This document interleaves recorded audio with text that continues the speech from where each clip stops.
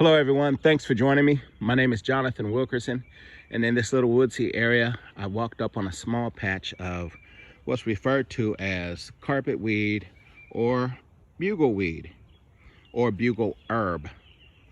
And I am walking through this place, and as I see plants that can be used medicinally or in a culinary sense, I am going to take a clip of them and show you.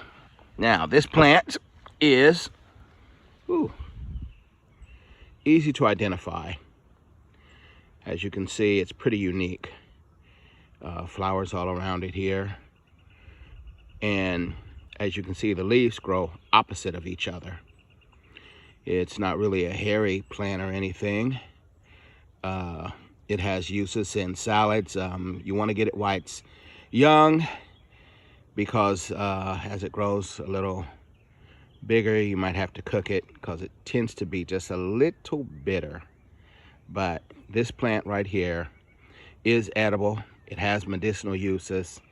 If you see it, harvest it, try it for yourself, and tell me what you think.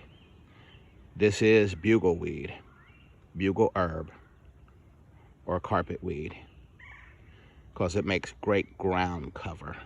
Spreads all over when you see a patch of it.